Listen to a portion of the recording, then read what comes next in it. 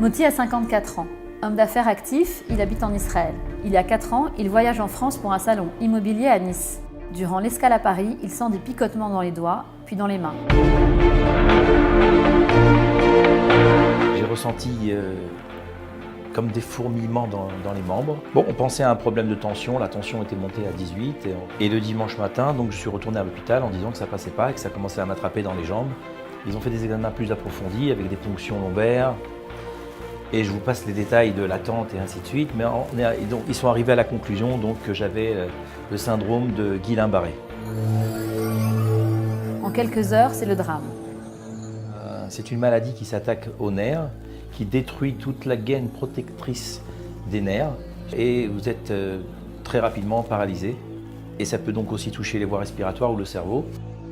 Le syndrome de Guillain-Barré, souvent mortel, qui a cloué sur une chaise roulante Franklin Roosevelt, met à nu les nerfs, empêchant le malade de marcher, de manger, de toucher quoi que ce soit. Traité en urgence, Moti plonge dans une souffrance terrible, puis dans le désespoir. Le personnel médical et les professeurs le préparent au pire. On m'a fait signer des documents sur lesquels j'autorisais l'hôpital à me mettre dans le coma si ça touchait les voies respiratoires ou le cerveau. On est venu me prendre ma tension, ça allait pas, on me confirmait que j'étais bien ancré dans le Guillain-Barré, j'arrivais plus à marcher, ni à m'alimenter, ni à bouger les mains. Et on m'avait fait un test, je m'en souviens très bien, de faire ne serait-ce que ça, et puis bon, j'étais comme ça quoi. Alors que ça paraît tellement si simple. À 10h du matin, à ma grande surprise, j'avais l'impression de rêver, j'étais à moitié sonné et je vois donc rentrer 5 rabbins dans ma chambre, alors que j'étais interdit de visite. Et parmi eux, il y avait le Hadmour de Tchernobyl. Il a pris les téphilines, il me les a posés sur le bras. Et là, il m'a dit « Je t'enlève la Inara, je t'enlève la maladie. » Je lui ai dit « Bon, mais apparemment, ça va prendre du temps. » Il m'a dit « Non, non, non, je t'enlève la Inara et je t'enlève cette maladie. » En hébreu, bien sûr. « Ani moril cha Inara, moril cha machala. En lecha malidok. » Tu ne dois pas t'inquiéter. Et il a ajouté en hébreu « Bashabbat azoti, atatilech al raglaim. » Ce Shabbat, tu marcheras sur tes jambes.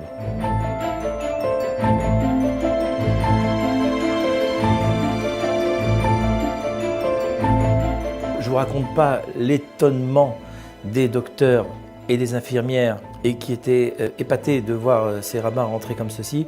Sans raison, l'IRM de 14h est repoussé à 17h puis à 20h. Imaginez dans quel état on se trouve déjà, que je ne peux pas marcher, rien faire, bref. À 22h, après une journée d'angoisse, Moti passe l'IRM. Le scanner devait durer 20 minutes, il a duré 43 minutes. Et pendant ces 43 minutes, j'arrêtais pas de dire les télim que je connaissais par cœur parce qu'il n'y a aucune possibilité de bouger. 43 minutes infernales. À 22h30, mon médecin traitant arrive dans la chambre, le sourire aux lèvres, en me disant « Il n'y a pas de trace de maladie. » Et il m'a dit « Monsieur Amar, ça devrait aller. »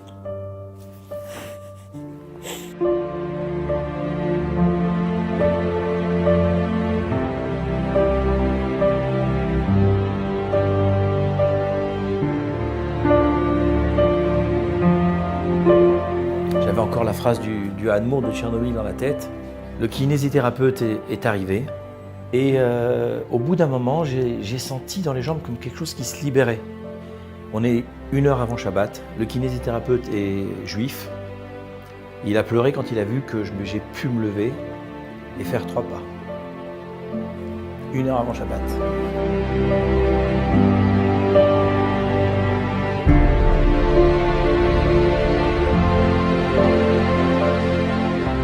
Une heure après, à l'entrée de Shabbat, j'ai réussi à faire 5 ou 6 pas.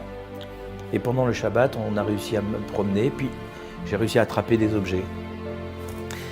Le dimanche matin, j'ai pu mettre les téphilines tant bien que mal. J'ai réussi avec le kiné à monter une dizaine d'escaliers, sous les applaudissements des aides-soignants, des médecins qui étaient là, qui connaissaient le cas. Le mardi, j'étais libéré de l'hôpital.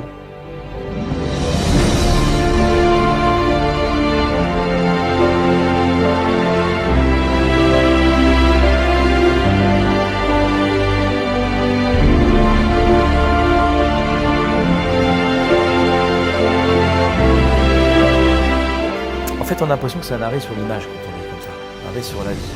Voilà. Heureusement qu'on a la foi. Et j'ai ressenti donc chez le Hadmour de Tchernobyl comme un chef de projet. Il était très décisif comme ça. Quand il m'a dit « ne t'inquiète pas, ce Shabbat, tu vas marcher sur tes pieds », il était sûr de lui.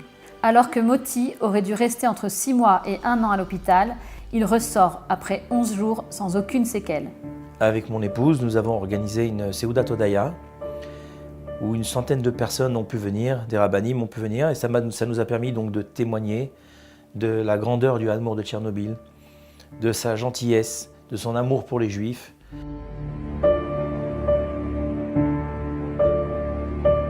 J'avais dans l'idée de faire un Sefer Torah pour ma famille. Et en général, les gens le font pour des personnes disparues. Moi, j'avais décidé que ce serait au contraire, pour la vie, et donc pour ma femme et mes enfants. J'ai reçu un coup de téléphone du Rav Itzik Schoenberg, et il m'a donc exposé un projet que le Hadmour avait, donc d'aller pèleriner ses aïeux en Ukraine, et de faire entrer un Sefer Torah donc, à la synagogue de Tchernobyl. Ils m'ont demandé donc si je pouvais organiser une soirée chez moi pour la Iloula du Or HaChaim HaKadosh, de commencer ce Sefer Torah et d'associer pas mal de personnes pour financer ce Sefer Torah. Et là, j'ai compris que ma mission, elle était bien précise, quoi. À ce moment-là, je savais que ma Hakarat Hatov envers le Hadmour, c'était là, il ne fallait pas rater le projet. Et je lui ai dit, écoute, je le prends pour moi. Voilà, je prends pour moi tout le projet du Sefer Torah.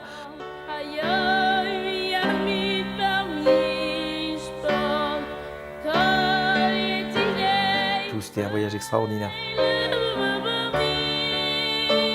Les prières, l'émotion, l'avenue principale de Tchernobyl avec des drapeaux partout.